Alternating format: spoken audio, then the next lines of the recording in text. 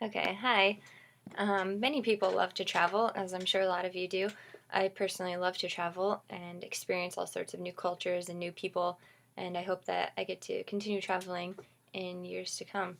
But one of the most interesting and fascinating places I've been to is Uganda. I lived in Uganda for 2 months last summer, where I taught in a primary school. For those of you that don't know, Uganda is in Central Eastern Africa. Um, so, Uganda has a ton of people in a very small amount of area. The food is very different from the United States, and there are some dangers that go along with living in Uganda that you need to be aware of. So, first, let's talk a little bit about the people that live in Uganda. So, there are about 33.5 million people that live in Uganda. The country is approximately the size of Wyoming, and there are about 568,000 people that live in Wyoming. So that gives you an idea of just how crowded Uganda is. The streets in Uganda are very crowded. It's a luxury to be able to have a car in Uganda. So while we were driving around Kampala, which is the capital city, there were just tons and tons of cars. And knowing that it's a luxury to have a car kind of gave us an idea of how populated the city was. Um, each class that I taught in the primary school had about 100 kids in it, and it was in a pretty small room. So trying to figure out how I was going to teach a class size of 100 students with very limited material was definitely a challenge. So I mean, the class sizes were just ridiculous, and it wasn't very effective.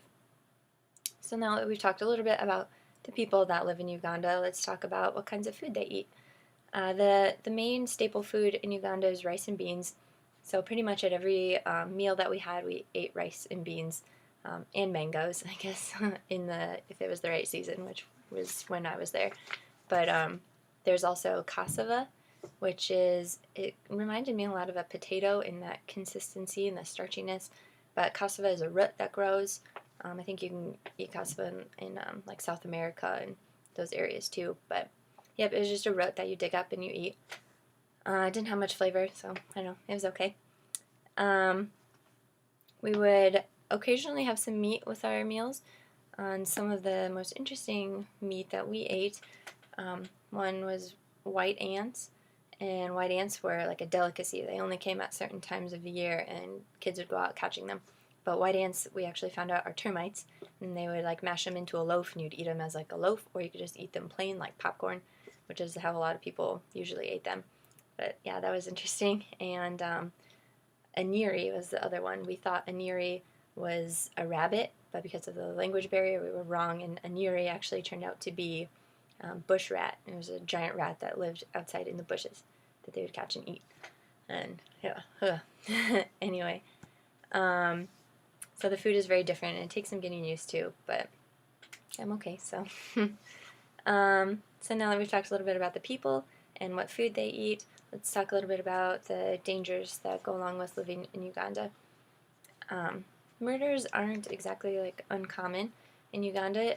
Pretty much, if you're outside at night, you're in more danger. So pretty much just try and stay inside when it was dark out. The boda boda drivers, which is like a taxi driver, is like a dirt bike that you could pay some money and you could hop on the back of the dirt bike and they would take you somewhere just like a taxi. But we would hear about these boda boda drivers that would get murdered at night. So pretty much just go out during the day and be back by the time it was dark. The building that I was in was like a compound area, and around the compound there were really high walls with razor wire and shards of glass in it, so if you jumped over it, you were going to get cut. So really high walls. We had a night guard, and they would let dogs out at night that would run around the compound. Each individual door in the actual building had locks on it, so you could lock your personal door at night. Also, many people die of malaria, so you have to take malaria medication and be responsible with that. The person that I traveled with actually got malaria while we were there, so that was quite the ordeal. But anyway, you have to be careful about diseases as well. So in conclusion, Uganda has a lot of people in a small area. The food is very different from the United States, takes some getting used to, and there are also dangers associated with Uganda. So I hope I haven't scared you away from traveling to Uganda, because it is a very unique and interesting place to go. We went on a safari and we traveled to the headwaters of the Nile, where I brought back this painting. So it's a really interesting and cool place to go. So hopefully I haven't scared you away from it. Thanks.